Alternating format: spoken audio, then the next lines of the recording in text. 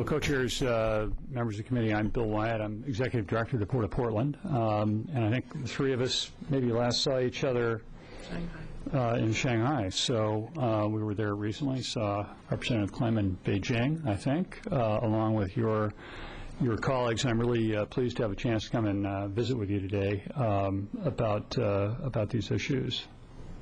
If I can get it to work correctly.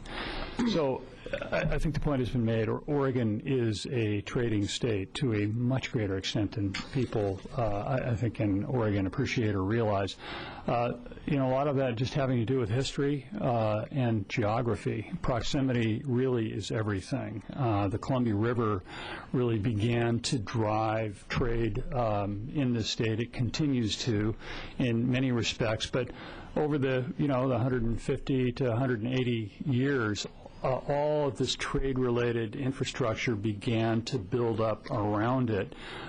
People gained the tools to trade, and so more begat more. And Oregon continues to, and I think will always have as one of its central economic pillars global trade.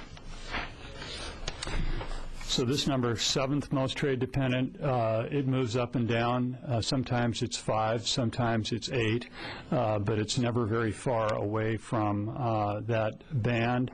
I think it's probably a little higher up the list now, owing primarily to a single company in Oregon, and that's Intel. Intel represents 60% of Oregon's trade with China. Which I think is not something most people appreciate, but it's really a very extraordinary impact. And we're Portland itself is the 15th largest exporting region in the country. If you think about SMSAs, Portland really represents a big change in that respect, because I think among SMSAs, Portland is probably 34 or 5 or somewhere in that neighborhood in terms of population. But in terms of trade-related activity, it's huge.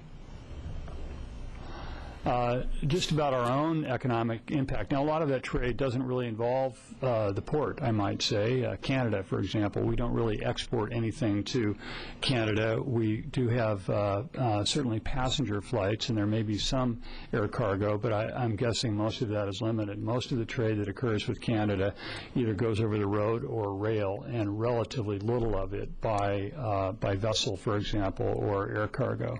But the economic impact here, as you can see, is pretty substantial. About $1.8 billion in salaries, wages, and consumer spending is a direct result of port activities. 32,000 direct jobs related to port activities. That's both in the airport area and in the seaport. And we generate $189 million in local and state taxes as a result of the economic activity generated from the facilities that we own and operate. So this gives you a picture. This is really my favorite view of Portland. Some people, like to look at downtown. That's nice, but this really tells you what's important.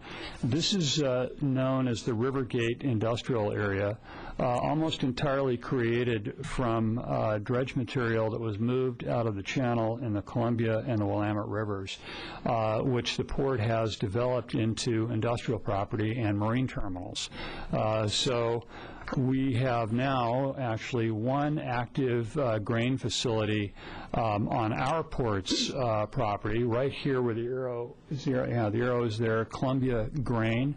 We're in the very last stages of negotiating a substantial expansion with them. This facility exports 15% of the wheat exported from the United States of America. Just this one facility. The Columbia River in general is the largest wheat export center in the United States. So it's very central to agricultural exports to the entire world.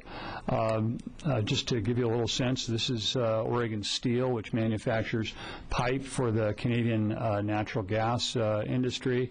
This is our container terminal here. We've recently leased this out to a private operator, which I'm enormously grateful for. Public entities shouldn't be operating container terminals, and our bottom line consistently proved that point, and we were able to identify someone to do that. We import automobiles. Honda's here, Hyundai's here, Toyota's over here.